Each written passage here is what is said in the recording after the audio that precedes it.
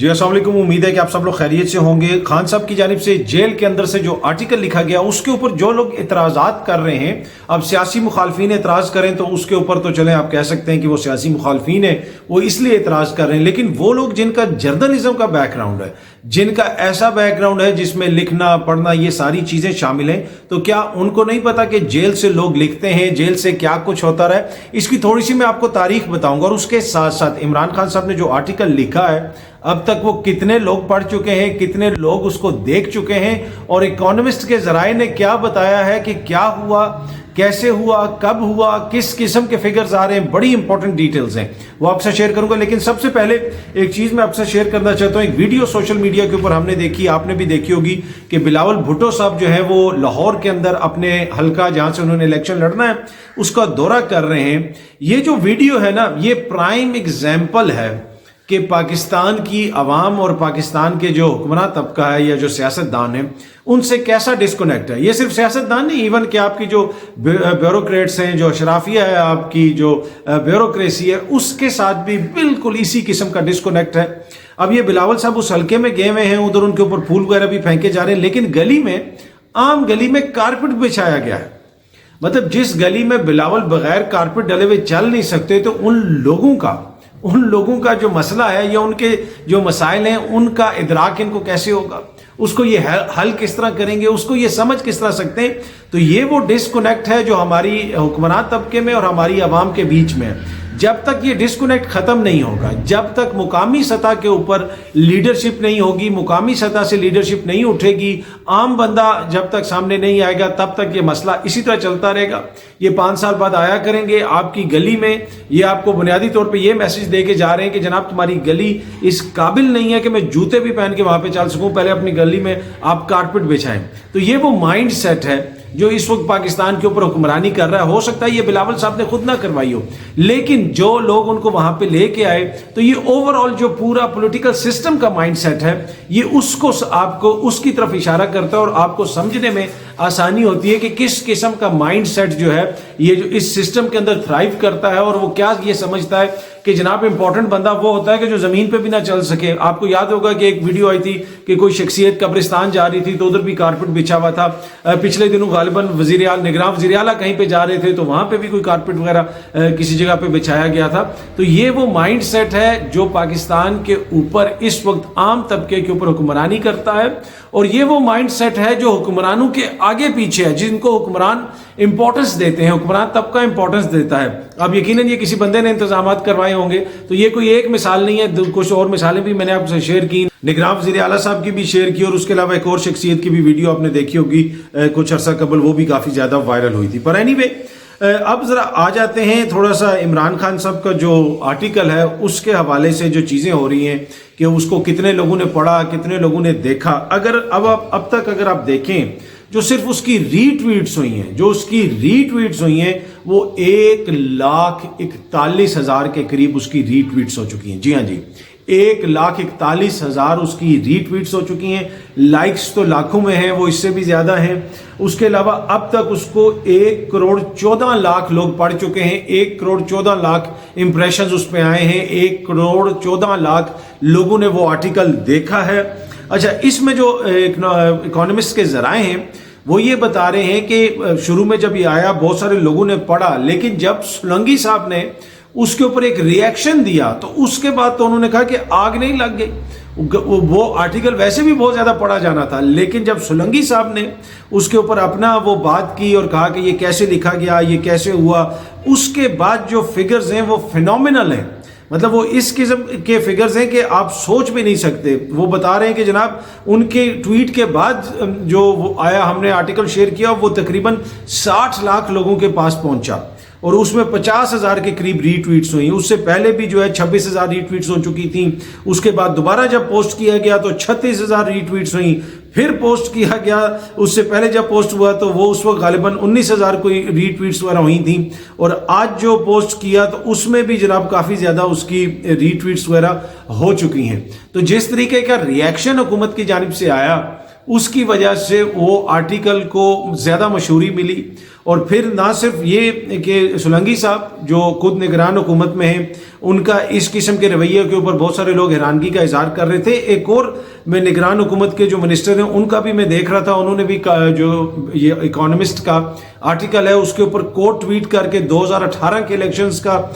ذکر کیا ہوا ہے اور کہا ہوا ہے کہ 2018 میں پاکستان کے اوپر جو ہے ایک تنگ نظر شخص کو مسلط کر دیا گیا تھا. اب یہ نگراں کابینہ کے اندر وزیر ہیں, یہ غیر جانبدار ہیں. اب ان کا وہی جس طرح کل بھی عرض کیا تھا کہ نگرانوں کا یہ کیا کام ہے کہ جناب وہ اس طرح کی باتیں کریں کہ جناب یہ تنگ نظر ہے یا یہ ایسا ہے یہ ویسا ہے, جن کی بنیادی ذمہ داری الیکشنز کروانے اور ہر کسی کو فری اینڈ فیئر ماحول فراہم کرنا ہے, لیول پلینگ فیلڈ فراہم کرنی ہے. لیکن عمران خان صاحب کے حوالے سے اور تحریک انصاف کے حوالے سے جو خیالات ہیں وہ آپ نے سنے. اور ایک اور جس طرح میں نے عرض کیا کہ سولنگی صاحب کے علاوہ ایک اور منسٹر جن کا اپنا تعلق بھی کلچر, پڑھائی لکھائی اس قسم کی چیزوں سے ہے, وہ بھی اس قسم کی ٹویٹ کر رہے ہیں. اچھا, اب اس میں بڑی جو حیرانگی کی بات ہے وہ یہ ہے کہ وہ لوگ اس کے اوپر اعتراضات کر رہے ہیں جن کا اپنا تعلق یا تو جرنلزم سے ہے یا پڑھائی لکھائی سے ہے یا فنون لطیفہ سے ہے, کلچر کے حوالے سے ہے, ڈفرنٹ اس طرح کی چیزوں سے ہے. وہ اس طرح کر رہے ہیں کہ جیسے یہ کوئی پہلی دفعہ ہوا کہ جناب جیل سے کسی نے کوئی چیز لکھ دی. اس کے اوپر بھی میں آتا ہوں کہ یہ کتنی ایک بنیادی سی چیز ہے. اور بلکہ جب آپ جرنلزم پڑھتے ہیں مغرب کے اندر تو باقاعدہ آپ کو پریزن جرنلزم پڑھایا جاتا ہے, آپ کو بتایا جاتا ہے, بلکہ ایک ژانرا ہے لٹریچر کا, پریزن لٹریچر.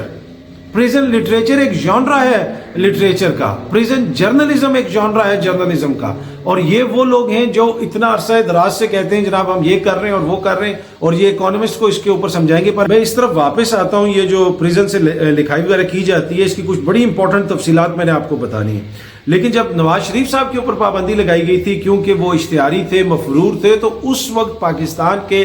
کچھ جرنلسٹ حضرات نے رابطہ کیا تھا, بلکہ انہوں نے اپروچ کیا تھا اسلام آباد ہائی کورٹ کو اور کہا تھا کہ یہ پابندی ختم ہونی چاہیے. اس کو میڈیا نے بھی رپورٹ کیا تھا. یہ سامنے وائس آف امریکہ کی خبر ہے, وہ میں ذرا آپ کو پڑھ کے سنا دیتا ہوں. عدالت سے استدعا کی گئی کہ وہ تعین کرے کہ ایک اشتہاری اور مفرور شخص آرٹیکل 19 کے تحت آزادی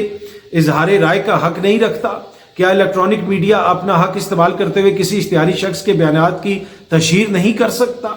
درخواست میں مزید استدعا کی گئی کہ عدالت پیمرا کا جو 1 اکتوبر کا حکم ہے وہ غیر قانونی قرار دے اور فریقین کو آئندہ اس قسم کے احکامات جاری کرنے سے ہمیشہ کے لیے روکے.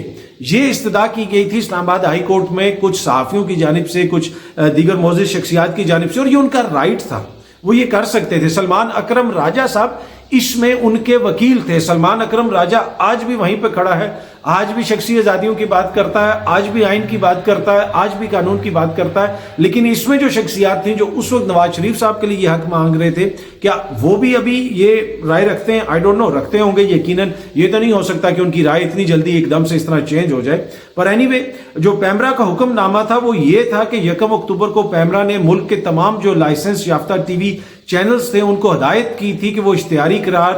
دیے جانے والے افراد کے انٹرویوز, تقاریر اور جو ان کا خطاب ہے اس کو نشر نہیں کر سکتے, نہ ہی ان کی ریکارڈنگ چلائی جا سکتی ہے. یہ جو حکم نامہ تھا یہ نواز شریف صاحب کے حوالے سے تھا کیونکہ ان کو اشتہاری اور مفرور قرار دے دیا گیا تھا اور پیمرا نے کہا تھا کہ ان کی تقاریر وغیرہ نہیں چلائی جا سکتی. اچھا جی, وہ میں ذرا آپ سے وہ جو پریزن اس کے حوالے سے بات کر رہا تھا کہ جن کا تعلق جرنلزم سے ہے, جن کا تعلق فائن آرٹس سے ہے,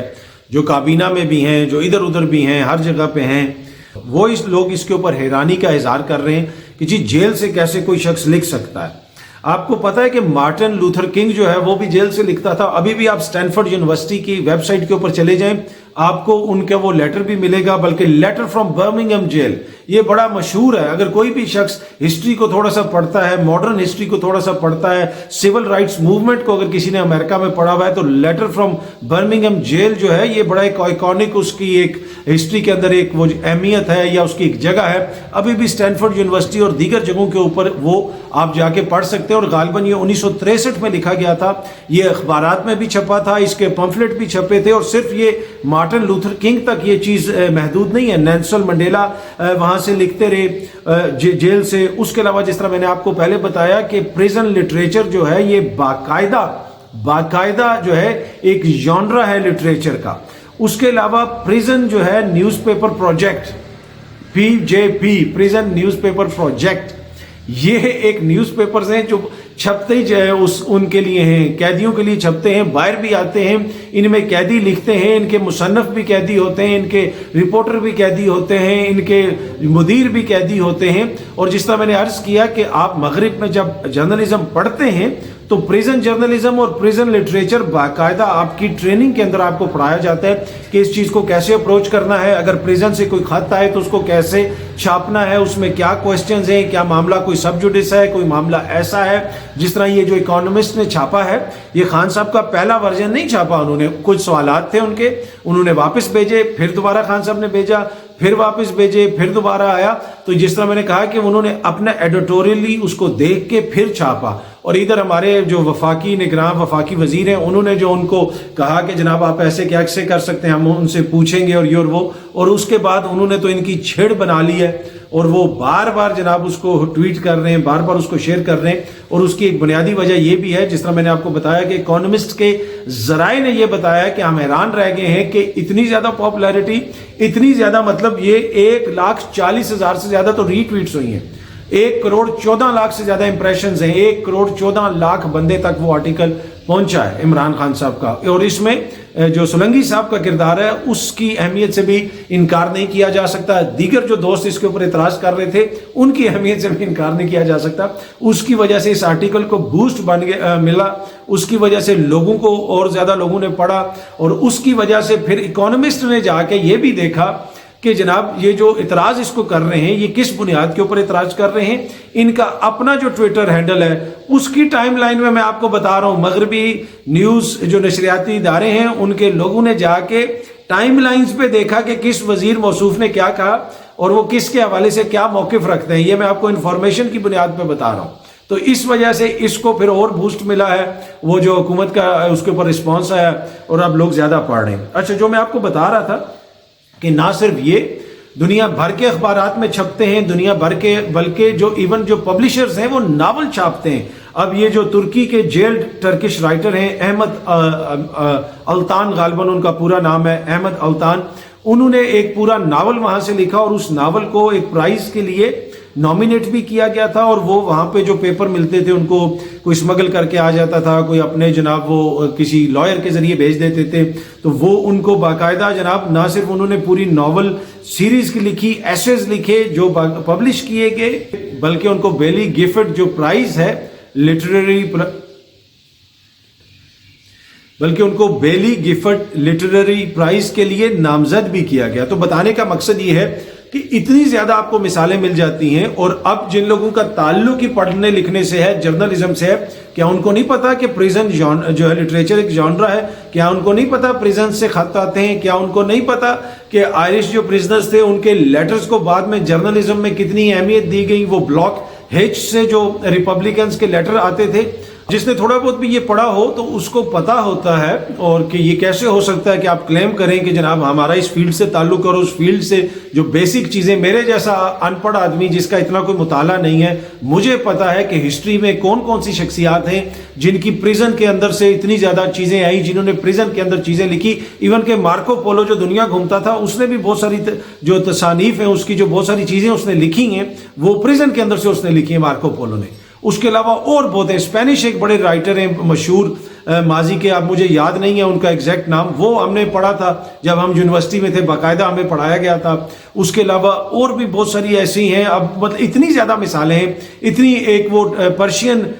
محمودی اور سم تھنگ ان کا اس طرح کا ایک نام ہے، انہوں نے جیل کے اندر سے اتنی چیزیں لکھی۔ اس کے علاوہ یورپ کے اندر، امریکہ کے اندر تو 18ویں صدی سے پریزن سے چیزیں لکھی ہوئی آ رہی ہیں اور جو چھپ رہی بھی ہیں، اور یہ جو مارکو پولو نے تو 1300 سم تھنگ میں لکھا تھا جیل کے اندر سے۔ یہ سب ریسرچ کریں، آپ جا کے لکھیں، پریزن لٹریچر لکھیں، آپ پریزن جرنلزم لکھیں، پریزن سے جو لیٹرز کر لکھیں کہ کس کس جگہ پہ کہاں کہاں چھپا، دنیا کی کس کس پبلیکیشن میں چھپا۔ تو یہ تو ساری چیزیں جو ہیں بالکل واضح ہیں، سب کو پتا ہے کہ جناب یہ ہوتا ہے، اور اس کے اوپر اس قسم کا واویلا، اور ان لوگوں کی جانب سے جو یہ کلیم بھی کرتے ہیں کہ ہم بڑے پڑھے لکھے ہیں اور ہمارا اس فیلڈ سے تعلق ہے، فنون لطیفہ سے تعلق ہے، تو اس چیز سے تعلق ہے، تو یہ تو ایک بڑی وہ جسے کہتے ہیں چراغ تلے اندھیرے والی بات ہے۔ اینی میں عرض یہ کر رہا تھا کہ جیلوں سے لوگ لکھتے ہیں، اور یہ جو پریزن لٹریچر ہے یہ باقاعدہ ایک جانرا ہے، اور اس میں بہت سارے ایسی شخصیات جو ہاؤس اریسٹ ہیں یہاں، جن کو اپنی مرضی کے بغیر کسی جگہ پہ بند کیا ہوا ہے یا جیل میں رکھا ہوا ہے، یہ ساری چیزیں جو ہے اس جانرا کے اندر آتی ہیں۔ اور پھر اس طرح کے پروجیکٹس بھی ہیں، پریزن جرنلزم پروجیکٹس وغیرہ آپ دیکھ سکتے ہیں دنیا بھر میں، وہاں پہ کیا ہوتا ہے، کن کن اخبارات میں وہ چھپتے ہیں، آپ تمام گوگل کے اوپر ریسرچ کر سکتے ہیں۔ یہ وہ بنیادی چیزیں ہیں جو ہم جب جرنلزم کی ٹریننگ کر رہے تھے ہمیں پڑھائی گئی تھیں، ہمیں یونیورسٹی میں پڑھائی گئی تھیں، ہمیں مختلف آتھرز کی کتابیں پڑھائی گئی تھیں، بتایا گیا تھا کہ یہ چیز ہے، کیونکہ آپ کے ذہن کے اندر جو تنگ نظری ہے اس کو ختم کرنا مقصود ہوتا ہے کہ جناب جب آپ ایک جرنلسٹ ہوتے ہیں، جب آپ اس طرح کی کسی بھی جگہ پہ ہوتے ہیں، آپ کی جو اندر کی بائسز ہوتی ہیں آپ نے اس کو ختم کرنی ہے۔ آپ کے لیے یہ بڑا ضروری ہوتا ہے کہ آپ جو ہے یہ بنیادی چیز سمجھ سکیں کہ آئین اور قانون ہر شخص کو رائٹس دیتا ہے، اور وہی حقوق ہیں جن کا ذکر سولنگی صاحب نے اپنی ٹویٹ کے اندر کچھ برس پہلے کیا تھا کہ اگر آپ کو کنوکشن بھی ہو جائے تو آپ کے جو بنیادی حقوق ہوتے ہیں وہ ختم نہیں ہوتے۔ اور اس کے ساتھ ساتھ انہوں نے یہ بھی لکھا تھا کہ پاکستان جیسا ملک جہاں پہ وزراء اعظم کو بے معنی مقدمات میں، فضول قسم کے مقدمات میں سزا سنا دی جاتی ہے، تو وہاں پہ اس طرح کی کنوکشن کی کوئی وقت بھی نہیں ہے۔ لیکن اینی وے اب وہ اپنے خیالات انسان کے ساتھ ساتھ اپڈیٹ ہوتے رہتے ہیں، تو وہ شاید اب ان کا وہ نظریہ نہ ہو، پر یہ صرف وہ نہیں ہے، اور بھی دوست ہیں جو یہ کر رہے ہیں، کچھ کابینہ کے اندر ہیں، کچھ باہر ہیں، اور ویسے اور مختلف سوشل میڈیا پہ آپ نے دیکھا ہوگا۔ پر یہ اگر آپ اس پہ تھوڑی سی ریسرچ کرنا چاہتے ہیں تو آپ کر سکتے ہیں، باقی میں نے چیدہ چیزیں آپ کو بتا دیں جو میرے تھوڑے سے نالج میں چیزیں تھیں، اور یہ اتنی بڑی فیلڈ ہے، اگر اس کے اوپر ہم ویڈیو بنانا شروع کریں تو اگلی 7-8 ویڈیوز میں آپ کے ساتھ بناؤں تو شاید اس میں بھی مواد پورا نہ ہو، اور ایک اس بندے کا نام بتاؤں آپ کو کہ ہسٹری میں کون سی صدی میں کس بندے نے جناب آرٹیکل لکھا تھا یا کوئی چیز لکھی تھی جیل کے اندر سے۔ لیکن ہمارے ہاں بدقسمتی سے 2024 میں ایسے دانشور ہیں جو یہ نہیں پوچھ رہے، جو یہ کوشچن نہیں کر رہے کہ اس آرٹیکل کے اندر جو چیزیں اٹھائی گئی ہیں، جو پوائنٹس اٹھائے گئے ہیں، آیا وہ امپورٹنٹ ہیں؟ کیا فری اینڈ فیئر الیکشن ہو رہے ہیں؟ کیا لیول پلینگ فیلڈ مل رہی ہے؟ لیکن وہ پوائنٹس کیا اٹھا رہے ہیں کہ جی ہم گارڈین سے پوچھیں گے کہ آپ نے چھاپا کیوں؟ پر اینی وے ہر کسی کی اپنی اپنی وہ رائے ہے، اپنا رائٹ ہے ہر کسی کا، اور اپنا رائٹ وہ ایکسرسائز کر سکتے ہیں۔ اگر کوئی اعتراض کر رہا ہے تو وہ یقیناً ان کا حق ہے، اور اگر کوئی اس کے اوپر ان کو تنقید کا نشانہ بنا رہا ہے وہ بھی اس کا حق ہے۔ اچھا جی، ایک تو چیزیں چھوٹی چھوٹی آخر میں بس وہ میں آپ سے شیئر کرنا چاہتا ہوں۔ ایک تو پاکستان تحریک انصاف نے جو سپوکس پرسنز ہیں ان کا نوٹیفیکیشن جاری کیا ہے کہ آفیشیل سپوکس پرسن کون ہوں گے۔ اس میں بیرسٹر گوہر صاحب ہیں، عمر ایوب خان صاحب ہیں، شبلی فراز صاحب ہیں،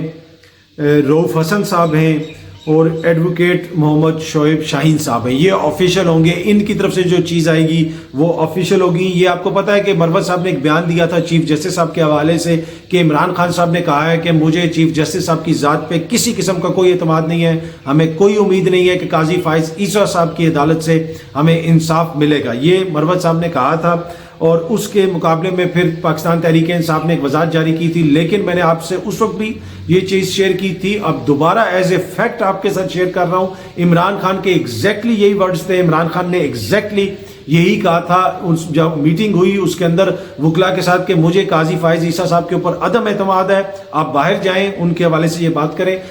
لیکن ان کی جو لیگل ٹیم اور جو جماعت کے دیگر لوگ ہیں انہوں نے یہ مناسب نہیں سمجھا، اور جماعت نے پھر یہ ایز اے جماعت یہ فیصلہ کیا کہ ہمیں یہ آفیشیل موقف نہیں لینا چاہیے۔ یہ عمران خان صاحب کا موقف تھا جو شیر افضل مروت نے باہر آ کے بتایا۔ پھر آبویسلی جماعت کے اندر مختلف لوگوں کے موقف ہوتے ہیں، پھر خان صاحب کی جو جماعت کی میجورٹی ہے انہوں نے کہا کہ نہیں ہمیں یہ موقف نہیں لینا چاہیے، اور اس کے اوپر انہوں نے وہ تردید وغیرہ جاری کر دی۔ لیکن جو شیر افضل مروت نے بات کی تھی اس میں بالکل صداقت ہے، عمران خان صاحب نے یہی کہا تھا۔ ہاں پھر جس طرح ہوتا ہے کہ سیاسی جماعتوں کے اندر ایک جو آفیشیل موقف ہوتا ہے بعد میں جو لیا جاتا ہے وہ مشاورت سے جو ہے ایک لے لیا گیا، اور وہ آپ کے سامنے ہے، اور اس پہ اب بیرسٹر گور صاحب نے یہ بھی کہا ہے کہ ایک تو یہ انہوں نے کہا ہے کہ ہمیں جوڈیشری کے اوپر مکمل اعتماد ہے، اوور آل جوڈیشری سے ان کو کوئی ایشو نہیں ہے۔ ایک دو جج صاحبان ہیں جس کے حوالے سے خان صاحب بار بار کہتے ہیں کہ مجھے ان کے اوپر عدم اعتماد ہے، ان کے خلاف آپ یہ کریں، ان کے خلاف درخواست دیں، اور اس میں جو اسلام آباد ہائی کورٹ کے چیف جسٹس ہیں